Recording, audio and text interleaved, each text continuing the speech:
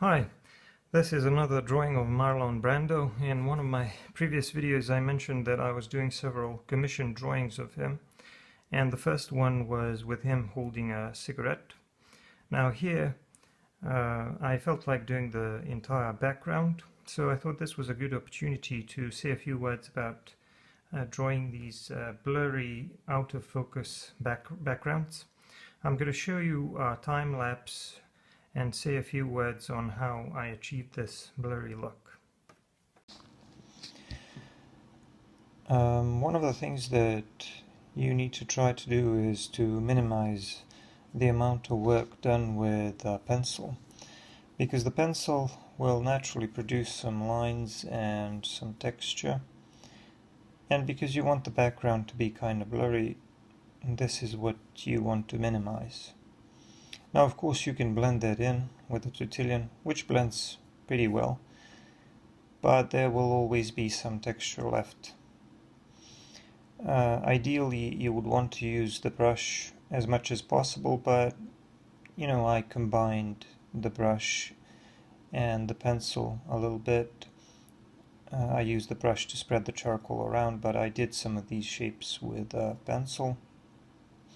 Now naturally you can't avoid all texture altogether, because the paper itself will produce some texture and some graininess.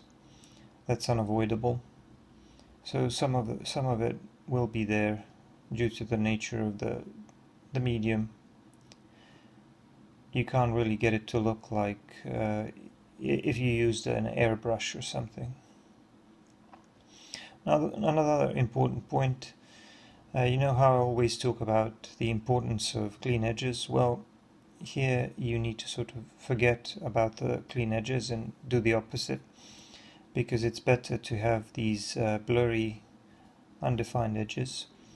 And occasionally you can draw a double line and create a sort of a double edge, which will help to create an illusion that something is out of focus.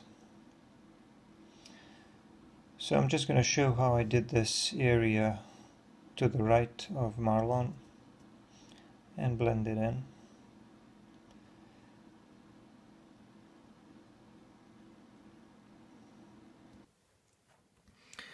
Alright, this is what I've done so far. So a couple of things to remember.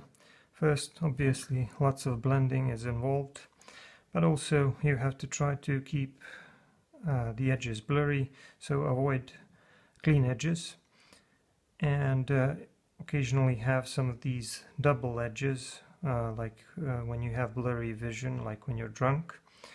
So that helps a lot when creating this off-focus look.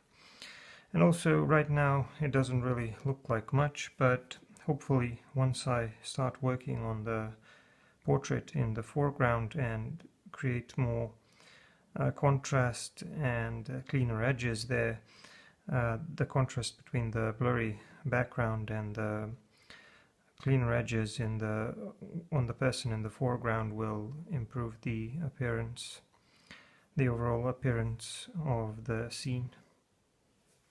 So that was the time lapse. I'm not going to show you the whole thing. I didn't record the entire drawing process. I just wanted to focus on this area here. I did the same thing with this part of the background here to the right. I suggested the outline or the shape of some picture on the wall here and a curtain here, and not much else is needed. Basically what you want to achieve is a contrast between a blurry off-focus, out-of-focus background which doesn't really have much clean edges or sharp edges, and the person in the foreground which has clean edges and more contrast and more texture, so that it immediately draws the eye, so that the eye focuses on the portrait of the person. That's all I wanted to show you. Thank you for watching.